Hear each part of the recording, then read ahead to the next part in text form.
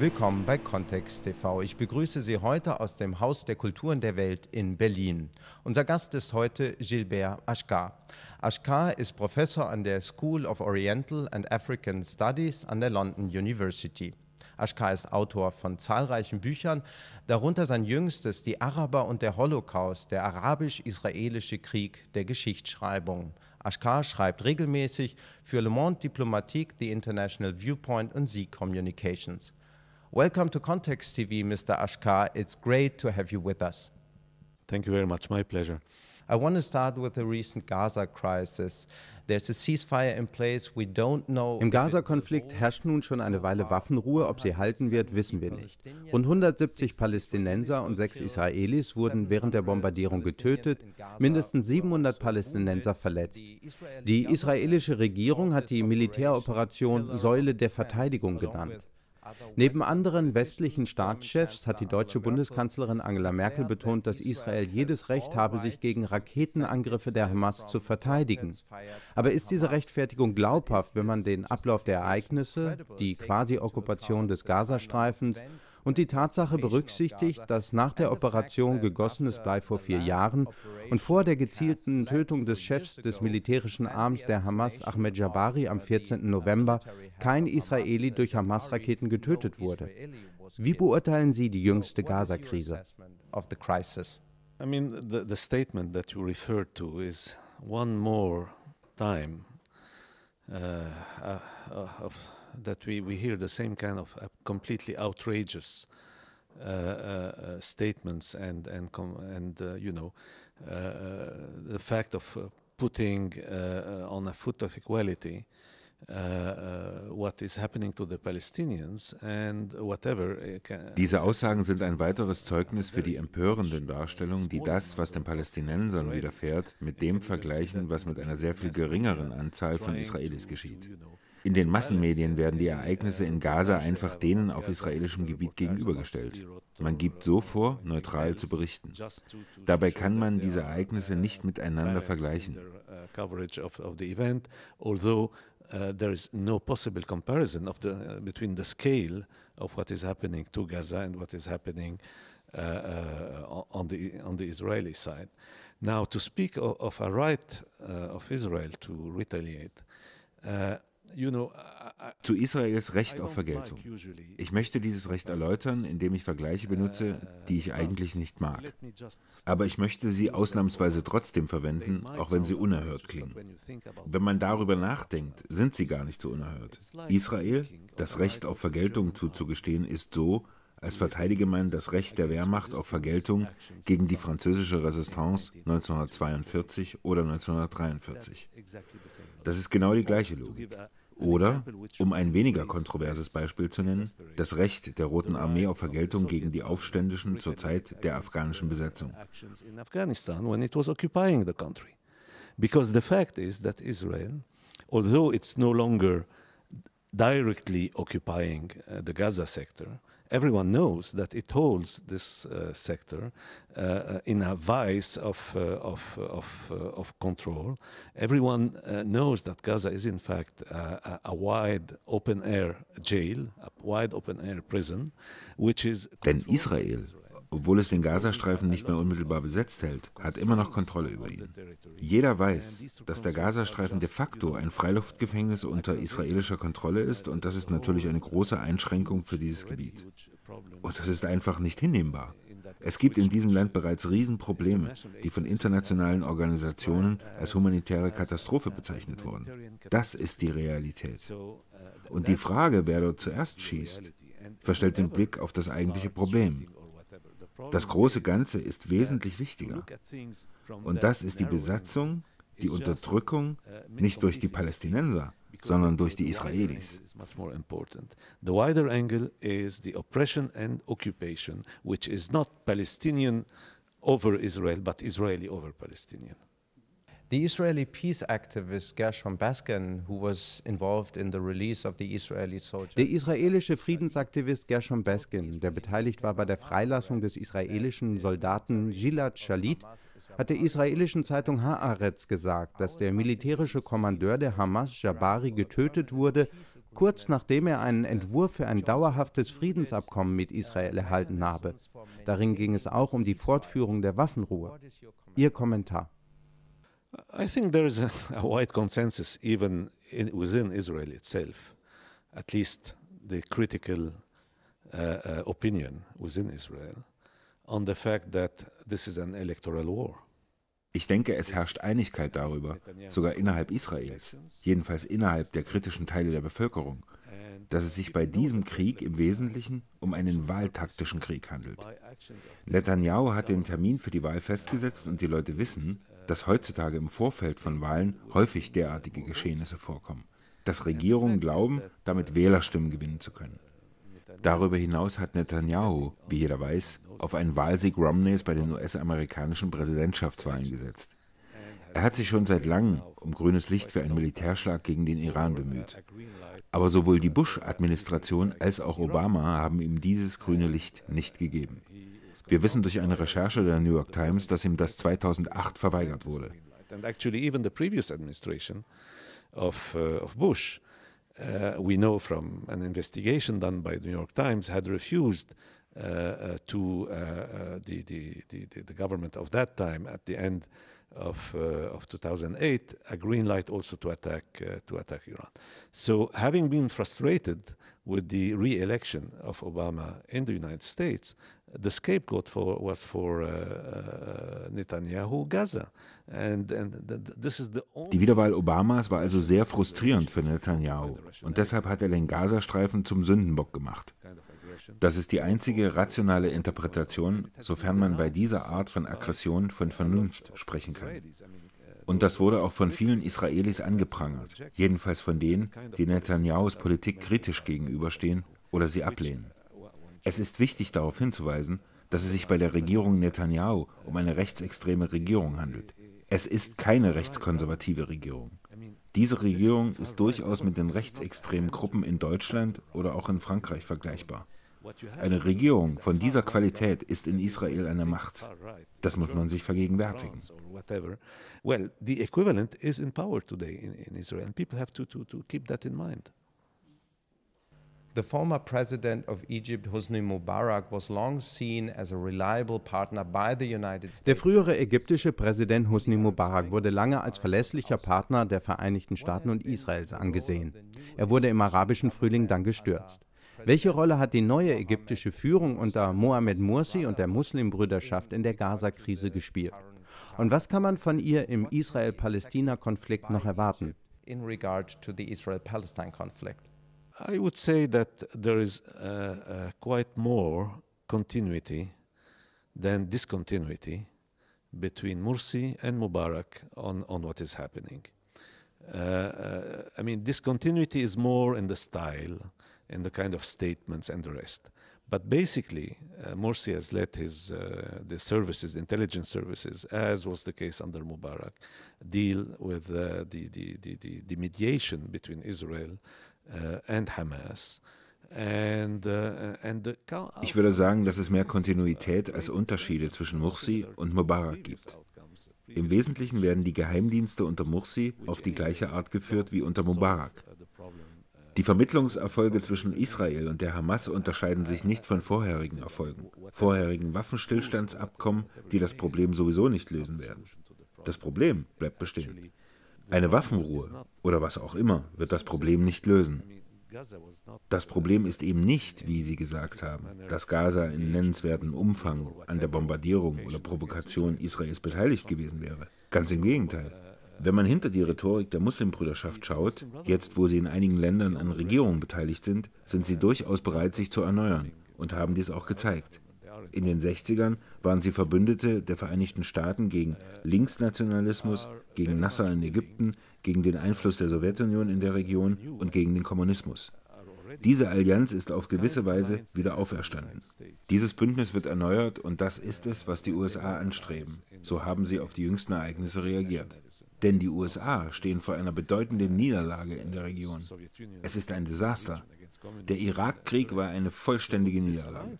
Die Vereinigten Staaten sind 2011 aus dem Irak abgezogen, ohne auch nur eines ihrer Ziele zu erreichen. Die Ziele Washingtons, die Ziele der Bush-Administration. Das war also eine schwere Niederlage. The only response that the United States has towards what is happening, because the United States is confronted with a major defeat in the region. It's a major disaster. The war in Iraq ended in a total defeat. The United States left Iraq at the end of 2011 without achieving any of its goals, any of the goals of Washington, any of the goals of the Bush administration for that country. So it's a very deep defeat. And then you have these big uprisings overthrowing allies of Washington. Mubarak being a very big ally of Washington. Und dann sind da noch die großen Aufstände, die die Verbündeten Washingtons stürzten, mit Mubarak als prominentestem Beispiel.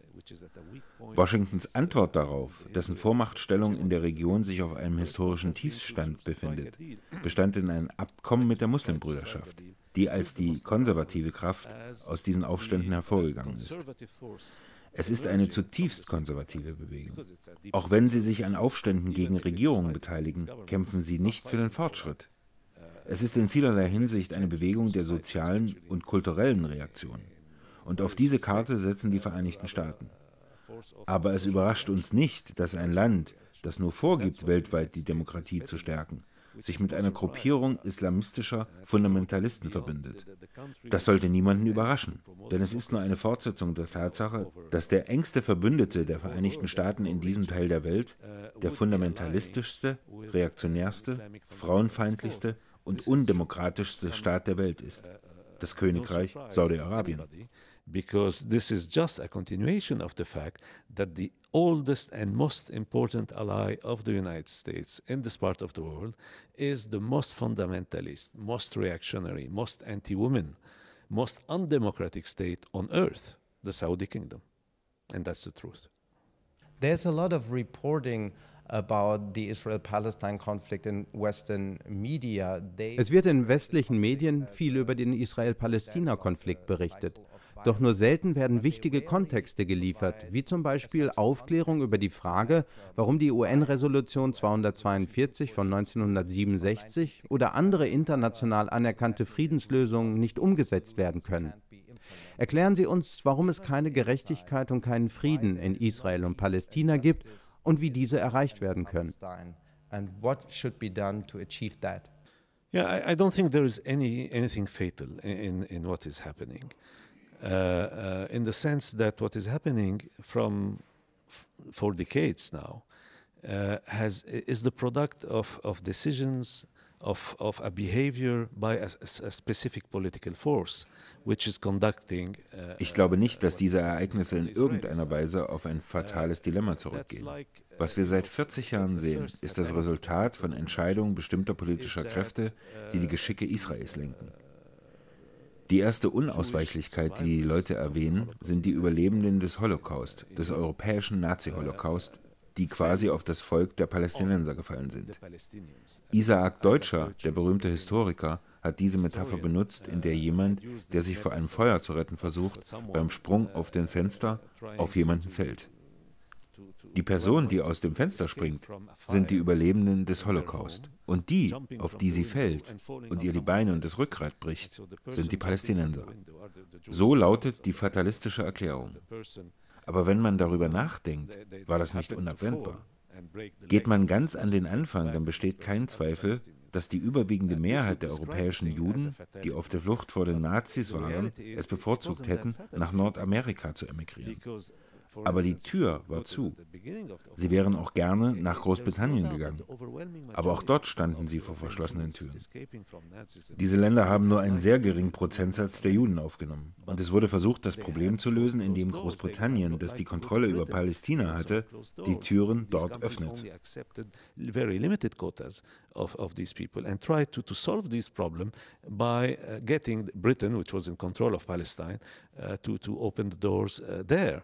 And in Nordamerika gab es damals auch sehr viel Antisemitismus. of course, and added to that, you had the Zionist movement, which also was fighting, actually, instead of fighting for opening the doors of the whole world for the Jewish survivors or Jewish people escaping, running away from Nazism, the Zionist movement actually wanted or concentrated all its effort on the issue of Palestine, and wanted therefore to have this concentration of people coming to Palestine in order to create a state, and that's what is at the core of Und darüber hinaus gab es den Zionismus, der sich das auch zum Ziel gesetzt hatte.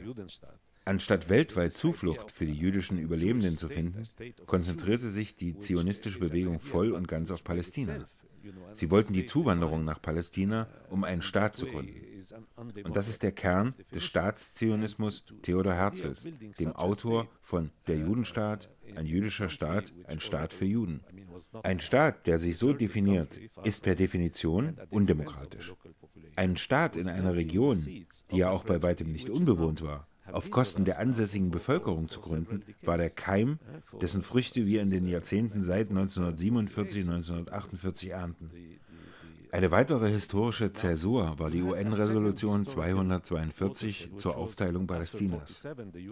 Diese Resolution war eine Reaktion auf die vollständige Besetzung Palästinas inklusive der 22% des Landes, das den Palästinensern nach der Gründung des Staates Israel 1948 nach dem Krieg zugesprochen wurde. Die Besatzung fand also trotz der arabischen und internationalen Bemühungen um ein Abkommen nach dem Motto Frieden gegen Land statt. Diese Regelung wurde fortlaufend von den israelischen Regierungen abgelehnt. Sogar das Oslo-Abkommen war im Wesentlichen ein Fehlschlag, da Israel sich nur verpflichtet hat, sich aus den bewohnten Teilen des Westjordanlandes zurückzuziehen. Nicht aus dem gesamten Westjordanland. Und sie haben den Siedlungsbau an verschiedenen Stellen des Westjordanlandes weiter betrieben, ja sogar noch ausgebaut, um ein Vielfaches gemessen an dem, was nach 1967 gebaut wurde. Because the Oslo Agreement, in signing the Oslo Agreement, Israel only pledged to withdraw from the inhabited areas of the West Bank, not of the whole West Bank, and kept building settlements, and actually increased the building of settlements in various spots of the West Bank, many times the speed at which it had been, developing after 67.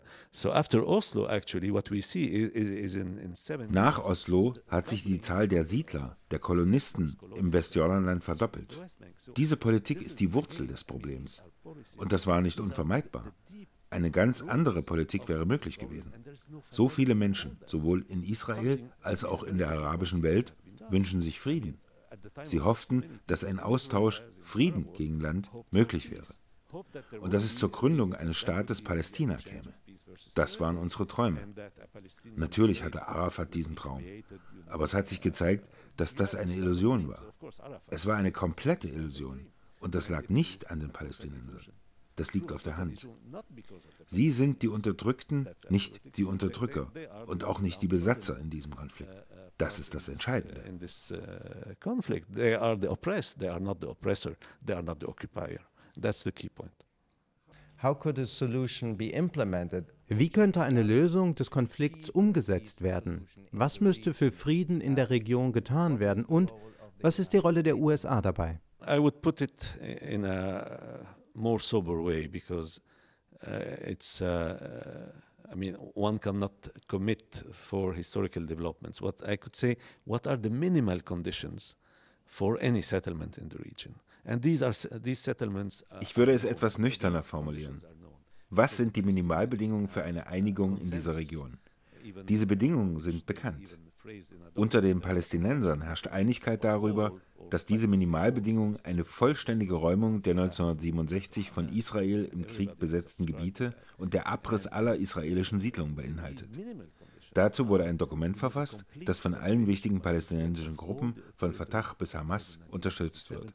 Hinzu kommt natürlich die palästinensische Selbstbestimmung, wenigstens in den 22% ihres angestammten Gebietes. Nicht einmal das wird von Israel akzeptiert. Ohne diese Minimalbedingung ist nicht mal der Beginn einer Einigung denkbar. Jede, in Anführungszeichen, Einigung wäre dann, wie das Oslo-Abkommen, eine Illusion, die nach wenigen Jahren zusammenbrechen würde und eine noch größere Tragödie nach sich zöge. Between quote marks, would be like the Oslo one, an illusory process which collapses after very few years and leads to even a greater tragedy even than what you had before.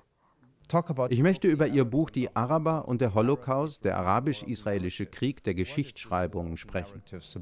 Well, the war of narratives, of course, revolves around how you narrate the birth of the Israeli state. The Zionist narrative is the one I mentioned, that, well, there are various variants of the narrative, but basically Israel is... Der Krieg der Geschichtsschreibung dreht sich natürlich darum, wie man die Geburt Israels historisch darstellt. Die Erzählung der Zionisten habe ich bereits erwähnt. Es gibt verschiedene Typen dieser Geschichtsschreibung, aber im Wesentlichen wird der Staat Israel als Entschädigung für die Verbrechen des Nationalsozialismus dargestellt. Daraus leitet Israel eine Verantwortung des Westens für Israels Sicherheit ab. Deshalb ist die Antwort auf Antisemitismus und Nationalsozialismus der Zionismus, der israelische Staat. In dieser Deutung sind die Araber die Nachfolger der Nationalsozialisten, da sie diesen Staat ablehnen. Ihr Kampf gegen Israel ist das letzte Kapitel des Zweiten Weltkriegs.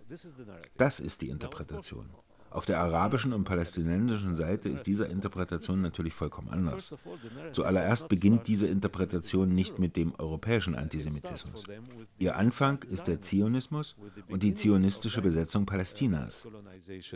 In Palestine, especially the key turning point for the Arab narrative, of course, is the Balfour Declaration, Lord Balfour in 1917, in the name of Her Majesty, I mean, in the name of Britain, which was to control Palestine after the First World War, gave a green light to the Zionist movement for the colonization in the country. And from the Arab side, all this is seen as a colonial process leading to the birth of Israel as a colonial state, as you had, I don't know, Rhodesia or other such white settler colonial states based in Africa. So der Wendepunkt für die Araber ist die Balfour-Deklaration.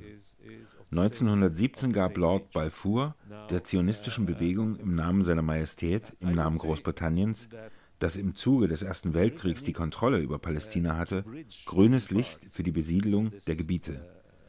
Aus arabischer Sicht ist es Kolonialismus, der zur Gründung des Staates Israel geführt hat, so wie beispielsweise Rhodesien und andere von Weißen kolonisierte Länder in Afrika. Die Wahrnehmung Israels in der arabischen Welt ist vergleichbar. Ich denke, dass es notwendig ist, zwischen diesen grundverschiedenen Deutungen zu vermitteln. Aber es ist auch wichtig, zu bedenken, dass Zionismus, trotz meiner vorigen Äußerung, nur eine von vielen Antworten auf den Antisemitismus war. Antisemitismus als Ursache des Zionismus ist nur eine Antwort. Zionismus war für lange Zeit, bevor die Nationalsozialisten an die Macht kamen, nur eine Randerscheinung unter den europäischen Juden. Er wurde stärker nach dem Nationalsozialismus, der nun als eine Art Bestätigung der zionistischen Sichtweise erschien. Das muss man berücksichtigen. Es gibt eine Tendenz, diesen Aspekt in der arabischen Welt nicht zu bedenken. In einer karikaturhaft extremen Weise reagieren dann einige Menschen auf Israels Benutzung des Holocaust mit Holocaust-Leugnung, was natürlich völlig blödsinnig und dumm ist. Ich sage blödsinnig und dumm, denn die, die den Holocaust leugnen, denken, das wäre antizionistisch. Es ist das Gegenteil. Es ist Wasser auf die Mühlen der zionistischen Ideologie.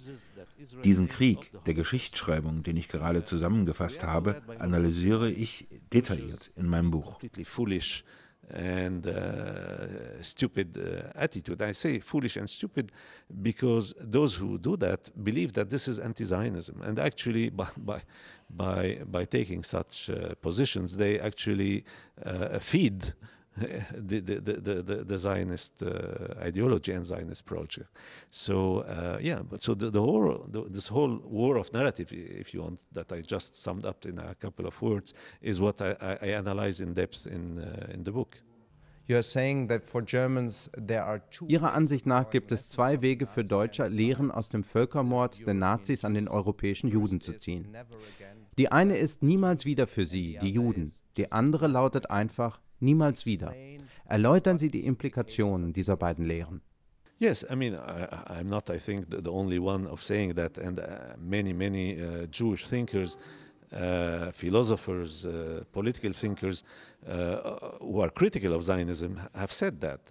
And indeed, because you can draw two kind of lessons from the Holocaust. Ich glaube nicht, dass ich der Einzige bin, der diese Ansicht vertritt. Viele jüdische Denker, Philosophen, politische Intellektuelle, die dem Zionismus kritisch gegenüberstehen, haben das gesagt. Und zu Recht, denn man kann aus dem Holocaust zwei Lehren ziehen. Man kann eine eingeschränkte Lehre ziehen, man kann die Sicht auf die Juden beschränken. Natürlich kann es keine Diskussion darüber geben, dass der nationalsozialistische Genozid an den Juden, den europäischen Juden, ein gigantisches Verbrechen war, eines der größten der Nazis. Allerdings nicht das größte in Zahlen. Absolut wurden mehr Menschen an der russischen Front getötet. Jedoch proportional zur Bevölkerung starben natürlich mehr Juden. Der jüdische Genozid ist vergleichbar mit dem gegen die Roma, die ja auch Opfer des Völkermordes geworden sind. Man kann die Sicht also auf die Juden beschränken und sagen, das darf uns Juden oder den Juden nie wieder angetan werden. Wenn man ein jüdischer Hardliner ist, könnte man aus einer ethnischen Sicht sagen, das darf uns Juden nie wieder angetan werden. Ende. Die anderen sind uns egal. Einige Deutsche sagen auch, das darf den Juden nie wieder angetan werden, denn der Holocaust ist unsere große nationale Schande. Diese Schande hat eine Schuld auf uns geladen, die wir jetzt, nach dem Ende des Zweiten Weltkriegs, beständig ausdrücken müssen.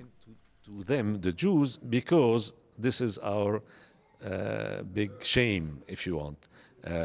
This is the one upon which, you know, we have had to express the guilt much more consistently over the decades since the end of the Second World War. There's, by the way, a very interesting book by Israeli professor Frank Stern on the whitewashing of the Yellow Star, explaining how Philosemitism became in post-war Germany. Es gibt übrigens ein sehr interessantes Buch eines israelischen Professors, Frank Stern, über die Art, wie man sich vom gelben Stern reingewaschen hat.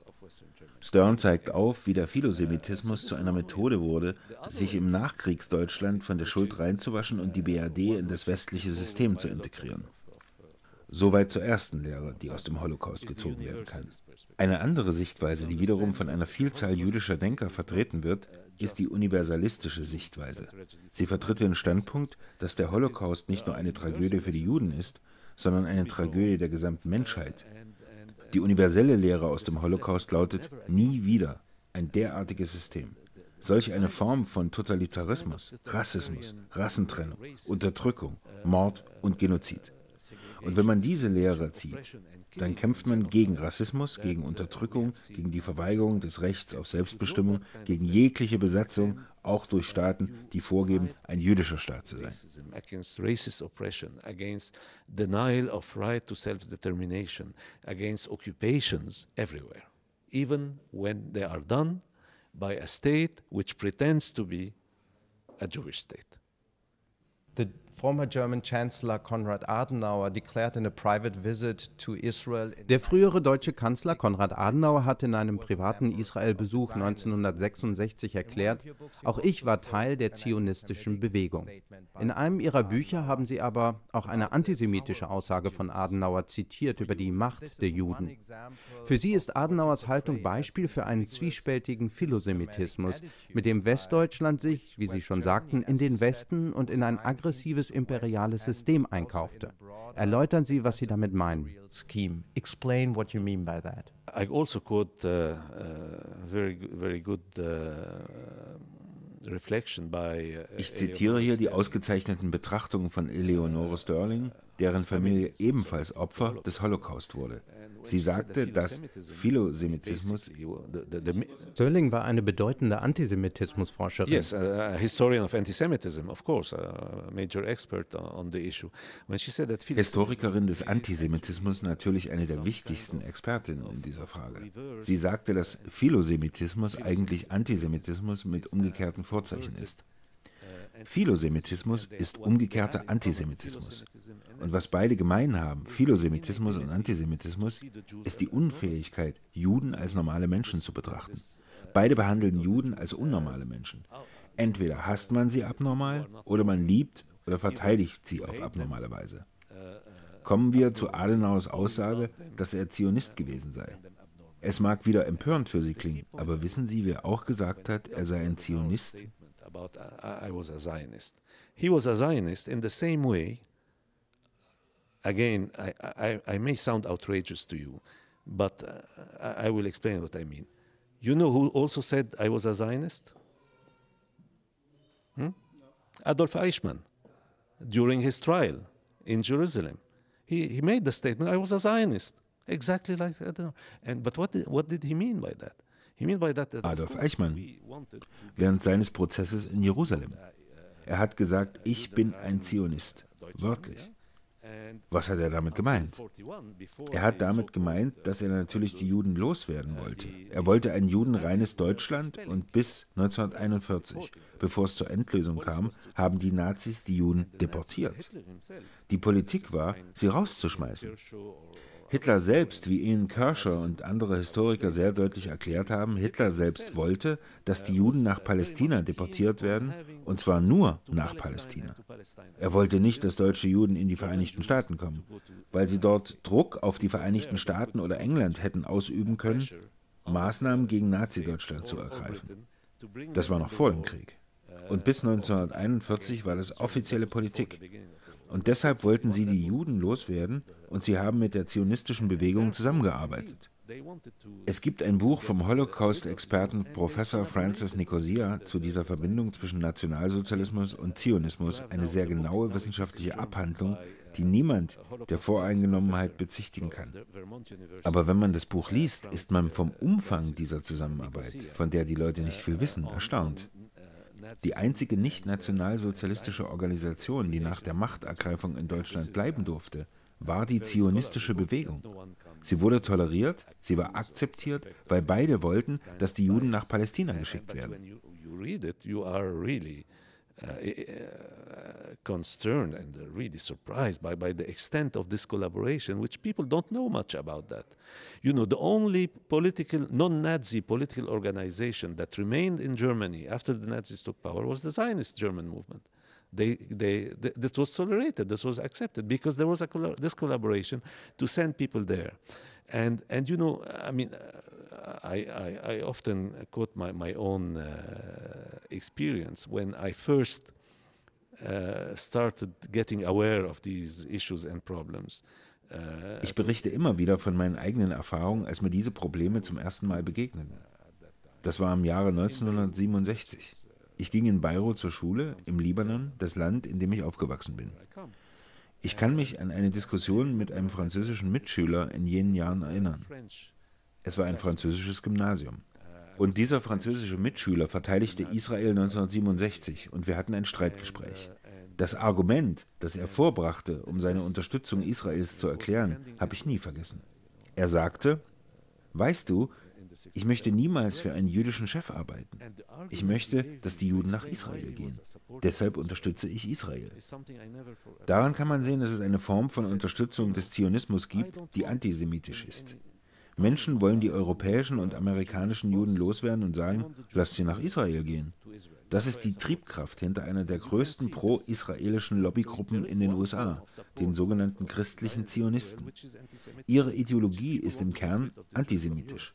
Sie glauben fest, dass es eines Tages zur geistigen Bekehrung der Juden kommen werde und sie zum Christentum konvertieren. Das ist die Art von Ideologie, die sie haben. Und trotzdem sind sie die treuesten Unterstützer Israels.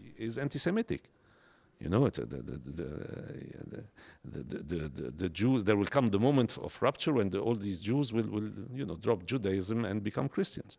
This is the kind of ideology they have, and yet they are staunchest supporters of Israel.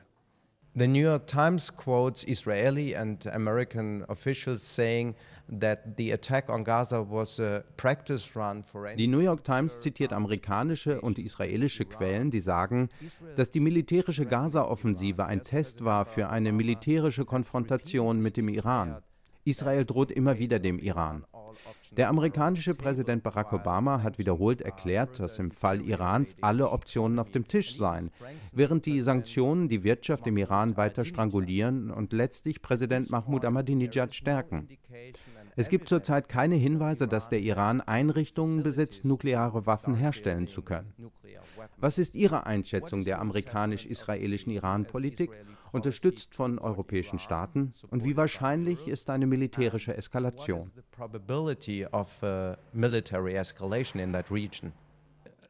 When you look at this problem, the only sensible, peaceful policy. Wenn man sich das Problem betrachtet, wäre die einzige sinnvolle friedliche Lösung für die Region, die einzige sinnvolle Alternative zur derzeitigen Eskalation, ein atomwaffenfreier Naher Osten. Und dafür kämpfen eine Menge Menschen und es handelt sich um die offizielle Position der arabischen Staaten, die einen atomwaffenfreien Nahen Osten fordern. Es gibt dazu auch eine UN-Resolution. And Pagos, and then you have a Helsinki conference about that and all that. But who is rejecting that? Not Iran, because as you just said, the Iranians keep saying we are not building a nuclear bomb. We do not even want to build one because we believe this is a non-Muslim weapon. Natürlich, die Konferenz von Helsinki hatte das zum Gegenstand. Aber wer hat sich dagegen gewehrt? Nicht der Iran. Denn sie haben darauf hingewiesen, sagen die Iraner ja, wir wollen keine Atombombe bauen. Sie ist keine muslimische Waffe, wie Khamenei und sogar Ahmadinejad gesagt haben. Sie tötet wahllos und das erlaubt uns unsere Religion nicht. Sie haben solche Aussagen gemacht. Und außerdem hat der Iran den Atomwaffensperrvertrag unterzeichnet. Israel nicht. Jeder weiß, dass Israel eine Atommacht ist. Jeder weiß, dass Israel mindestens 200 Sprengköpfe hat. Es ist eine bedeutende Atommacht, nicht einmal eine kleine. Wenn die USA also dem Iran mit Krieg drohen, wird Israel de facto ein nukleares Monopol in der Region zugestanden. Und das ist die beste Art, eine friedliche Lösung zu verhindern. Die USA könnten auch eine andere Politik verfolgen, nämlich Druck auf Israel ausüben, atomar abzurüsten, ein Abkommen auszuhandeln, das der Iran mit Sicherheit annehmen würde, wie alle anderen Staaten in der Region, die einen atomwaffenfreien Nahen Osten wollen. Washington ist die einzige Macht, die in der Lage wäre, Israel dazu zu bewegen. Aus zwei Gründen. Zum einen, weil Israel in großem Maße von den USA abhängig ist. Zum anderen, weil die USA in der Lage sind, Israels Sicherheit zu garantieren. Und Israel weiß, dass es diese Garantie de facto schon von den USA hat. Es gibt also keinen Grund, Atomwaffen auf israelischem Boden zu stationieren. Die Abrüstung wäre eine sinnvolle Politik. Aber das ist natürlich nicht das, was Netanyahu und andere israelische Regierungen gemacht haben. Was sie tun, ist, auf der einen Seite das nukleare Monopol sicherzustellen und auf der anderen Seite Bereitschaft zu zeigen, militärisch zuzuschlagen. So this is the sensible policy to do. But this is not what, of course, Netanyahu and other Israeli governments have been doing. What they are doing is just, trying to on the one hand, assert the right to a nuclear monopoly and their willingness to strike. We have already strikes in Iraq in 1981. The Israeli aviation destroyed the nuclear reactor in Iraq. Recently in Syria, because they said there is some. Solche Militärschläge gab es bereits 1981, als die israelische Luftwaffe den Atomreaktor im Irak zerstört hat. Und kürzlich in Syrien, weil es dort angeblich atomare Aktivitäten gab. Und dann gibt es die permanenten Drohungen, dasselbe im Iran zu tun. Das stellt jedes Mal eine außerordentliche Gefahr dar, denn wenn man einen Atomreaktor bombardiert, wie den 1981 im Irak, gibt es keine Garantie, dass dies nicht zu einer Katastrophe führt. Eine ähnliche Katastrophe wie vor kurzem die in Japan oder die in Tschernobyl. Wenn man also sagt, man habe vor, atomare Anlagen im Iran zu bombardieren, dann ist bereits dieser Gedanke kriminell. Es ist einfach kriminell. Es zeigt, dass es keine rationale Friedensaussicht gibt. Die einzige Rationalität ist die der Kriegstreiber, die eine Gefahr nicht nur für die Region darstellt. Ich würde sagen, für die ganze Menschheit. Denn das treibt die Gewaltspirale weiter an und führt zu einem Wettrüsten mit Massenvernichtungswaffen. Wer weiß schon, was passieren könnte. Und es ist noch weit irrationaler aus einer Friedensperspektive für ein kleines Land wie Israel, denn wie Sie wissen, macht atomare Verstrahlung nicht an Landesgrenzen Halt. Keine Armee, nicht mal die stärkste Armee der Welt, kann nukleare Verseuchung aufhalten. Israel spielt mit dem Feuer und was da passiert, ist extrem gefährlich. And as you know, a nuclear cloud does not stop at the border. And an army, even the strongest army on earth, cannot stop a nuclear cloud, if ever you have one. So this is really playing with fire, and it's extremely dangerous what is happening. And such a nuclear-free zone would Und solch eine atomwaffenfreie Zone würde auch neben Iran und Israel die dort stationierten US-Truppen betreffen. Die USA sind also nicht wirklich dafür.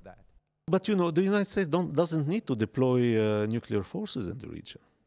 No, they don't need to do that because they have all the means, even from the United States, to strike anywhere. You know, they have intercontinental missiles. They have anything you want. So this is really not their problem. No, the issue is that I mean, I can tell you one aspect of this tension with Iran. Aber die USA müssen keine Nuklearwaffen in der Region stationieren. Sie brauchen das nicht, weil sie aus den USA weltweit zuschlagen können. Sie haben Interkontinentalraketen, sie haben alles, was man sich nur denken kann. Das ist also nicht das Problem. Man muss auch bedenken, die Spannung zwischen den USA und dem Iran sind künstlich hergestellt worden. Vor Ahmadinejad war Khatami im Amt. Khatami wurde im Westen als Moderator Reformer angesehen. Khatami verfolgte friedliche Lösungen von Problemen. Er hat wirklich den Dialog gesucht. Und als Belohnung gab es aus Washington George Bushs berühmte Rede, die Achse des Bösen. Und wer gehört zu dieser Achse? Der Irak, Nordkorea und der Iran. Und das trotz der Khatami-Regierung. Und während dieser moderaten Regierung erklärte George Bush den Iran zum Ziel. Und das ist natürlich einer der wichtigsten Gründe für den Wahlsieg Ahmadinejads 2005, der Niederlage Khatamis. Es schien, dass diese Politik nirgendwo hinführte. Die Vereinigten Staaten haben ein großes Interesse daran, die Spannung in der Region aufrechtzuerhalten. Denn das erzeugt für die ganzen Ölmonarchien am Golf eine Motivation, die Vereinigten Staaten im Land zu behalten, weil sie Angst vor dem Iran haben. Aber diese Angst rührt von den Spannungen her, die die Vereinigten Staaten bewusst anfachen. In keeping this tension in the region, I can tell you, because this is the main argument, if you want, or the main rationale for all these Gulf oil monarchies to keep the US in. They need the United States because they are afraid of Iran. But they are afraid of Iran because of these tensions that the United States keeps, ventilating. And this also serves the purpose of selling weapons.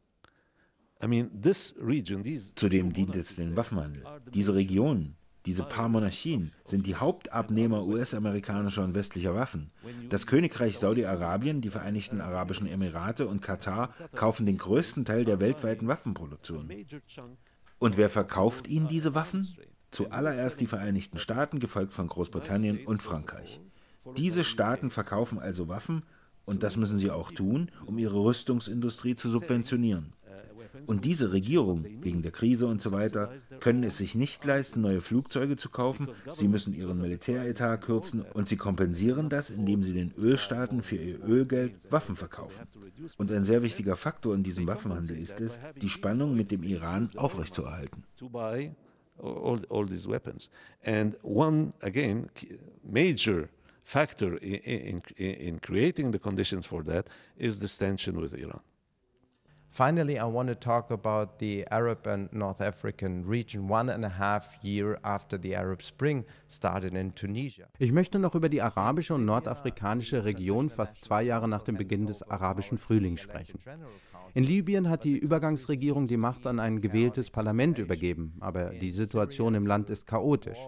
In Syrien herrscht ein nicht enden wollender blutiger Bürgerkrieg. Die Regime in Saudi-Arabien und Bahrain sind weiter an der Macht. Wie sieht die Situation im Moment aus? Was hat die Revolution bisher erreicht und was sind die Interessen der USA und Europas in der Region? And what are the interests of the United States and European countries in that region? I describe what is going on in the region since as a symbolic date, 17 December 2010, when this young man in Sidi Bouzid in Tunisia set himself on fire. What has been going on since then is what I call a long-term revolutionary process. And this is a process, a long-term process. It's not just, 3 weeks or 6 months or whatever, and that's it, and we have elected. Für mich ist das, was mit dem 17. Dezember 2010 begann, als sich der junge Mann Mohamed Bouazizi in Tunesien selbst anzündete, ein langfristiger revolutionärer Prozess. Es handelt sich nicht um 3 Wochen, 6 Monate oder so und dann gibt es ein gewähltes Parlament und das war es dann. Nein, das ist nur der Anfang. Denn die Ursachen der Proteste waren nicht einfach die damals herrschenden Regierungen, also die Regime, sondern soziale und ökonomische Probleme. Das zentrale Problem war die Arbeitslosigkeit. Diese Region leidet seit Jahrzehnten unter Rekordarbeitslosigkeit. Es trifft vor allem die Jugend. Revolutionäre Bewegungen sind immer jung. Es waren daher vor allem die jungen Leute, die die Aufstände getragen haben. Diese Bewegungen verbreiteten sich von Tunesien über die ganze arabisch sprechende Region und auch darüber hinaus. Hier im Haus der Kulturen der Welt findet zum Beispiel eine Ausstellung über den sogenannten senegalesischen Frühling statt. Die Ziele, die erreicht wurden, sind von Land zu Land verschieden und wie gesagt, immer noch in einem Prozess begriffen. To discuss the Senegalese Spring, as it has been called. So now, what it has achieved is quite uneven, quite different from one country to another. But again, it's just a process. What you got in Tunisia is a regime change, but which did not change the social structure. In Tunesien gab es einen Regimewechsel, aber die soziale Struktur, die Sozial- und Wirtschaftspolitik wurde nicht angetastet. Es gibt eine Fortsetzung des alten Regimes, jetzt mit den Muslimbrüdern, der Nahda, die diese Politik tragen. In Ägypten hat es noch weniger Regimewechsel gegeben. Dort herrscht Kontinuität. Ökonomisch herrscht eine totale Fortsetzung der alten Politik. Die ägyptische Regierung hat gerade ein Übereinkommen mit dem Internationalen Währungsfonds unterzeichnet, das dieselben Strukturanpassungsmaßnahmen enthält, die schon unter Mubarak vorherrschten. Also es werden keine Lösungen für die wirklichen Probleme im Land angegangen. Regime used to abide with. So this is no solution at all to the real problem. In Libya, you had a more radical overthrow of the state of the regime than in Tunisia or in Egypt, because there the armed forces had been restructured by Gaddafi in such a way that they were what we call a Praetorian Guard. In Libyen fand ein radikalerer Sturz des Staates, des Regimes statt als in Tunesien oder Ägypten. Nun, Gaddafi hatte das Militär zu einer Art Leibgarde umgewandelt, die das Regime schützte. Die Revolution konnte also nur gewinnen, wenn sie diese Macht brechen würde. Doch wenn man einen Staat bricht und das in einem Land, das 42 Jahre lang von einem diktatorischen Staat beherrscht wurde und es keine Besatzungsmacht gibt, da die Libyer jede Art von Bodentruppen aus dem Ausland ablehnten, dann entsteht natürlich eine chaotische Situation. Das Wunder ist, dass es dort nicht noch chaotischer geworden ist. Die Libyer schafften es zum ersten Mal in ihrer Geschichte, freie Wahlen abzuhalten. Das ist ein Erfolg, trotz aller Probleme, die Sie genannt haben. In Jemen ist die Revolution praktisch zunichte gemacht worden durch einen Kompromiss, der dem Land von den Golfstaaten und den USA diktiert wurde. Dieser Kompromiss löst nicht einmal die elementarsten politischen Probleme und die Misere geht weiter. Beyond that, Yemen, the revolution has been frustrated and kind of aborted by a compromise dictated by Gulf countries and the United States beyond them, which is not any solution to even the most basic political problem. That's why the situation is continuing. Bahrain, the movement has been repressed with the intervention of Gulf countries, but the movement is continuing, and there are daily almost big demonstrations in Bahrain. It's far from over. In Bahrain wurde die Bewegung unterdrückt mit Hilfe der Golfstaaten. Aber die Proteste gehen weiter. Es gibt täglich große Demonstrationen. Es ist längst noch nicht vorbei in Bahrain. Syrien befindet sich mitten in einem Bürgerkrieg. Die Kämpfe dauern an, weil der Aufstand einem mächtigen Militärapparat mit enormen Ressourcen gegenübersteht. Bürgerkriege, das zeigt die jüngste Geschichte, können sehr lange dauern. In Libyen hat die NATO-Intervention diesen Prozess sicherlich verkürzt, auch wenn die NATO versuchte, den Ablauf zu kontrollieren und dabei scheiterte. If it wasn't that long in Libya, that was because you had this NATO intervention which contributed to shortening it, despite the fact that NATO tried to control the movement and failed ultimately.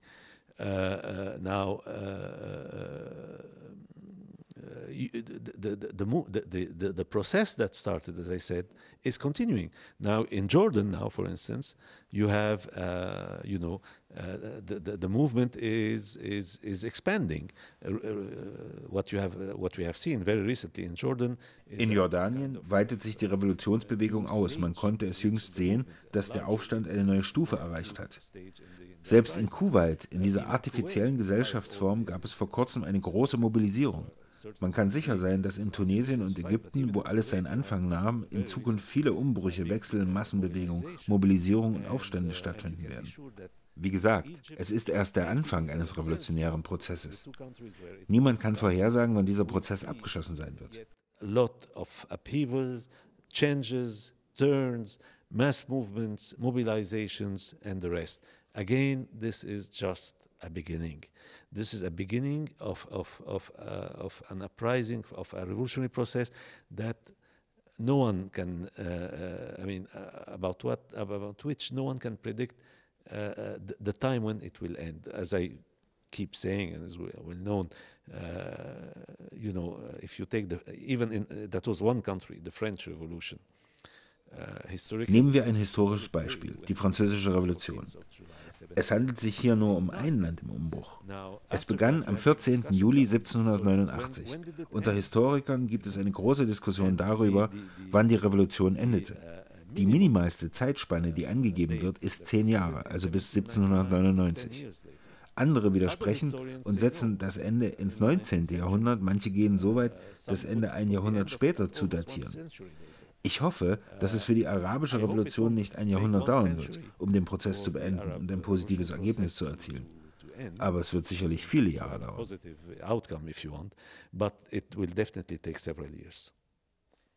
You are very much engaged in the international peace movement. Sie sind in der internationalen Friedensbewegung engagiert. Sie sind zudem Marxist. Warum engagieren Sie sich politisch? Why is that? I think any political engagement is a matter of ethical values. Yeah? Warum ich mich engagiere? Ich denke, dass jedes politische Engagement mit ethischen Werten verbunden ist, denen man sich verpflichtet fühlt. In meiner intellektuellen Entwicklung, schon in jungen Jahren, habe ich mich sehr angezogen gefühlt von Werten der Gerechtigkeit, Gleichheit und Selbstbestimmung, der Emanzipation von allen Formen der Unterdrückung. Das ist der Grund, warum ich gegen Unterdrückung und Kriege der Unterdrückung opponiere, die versuchen, Menschen niederzuhalten und zu brechen. Ich bin aber nicht gegen Kriege der Emanzipation und Befreiung. Ich bin kein Pazifist im Sinne von absoluter Gewaltfreiheit, von Gandhi. Nein, ich unterstütze das Recht der Unterdrückten und derjenigen, die unter einem Besatzungsregime leiden, mit allen notwendigen Mitteln sich zu wehren und sich für ihre Freiheit und Emanzipation einzusetzen. Crush other people. I'm not opposed to wars of liberation. I'm not a pacifist in the sense that a non-violent, or Gandhian.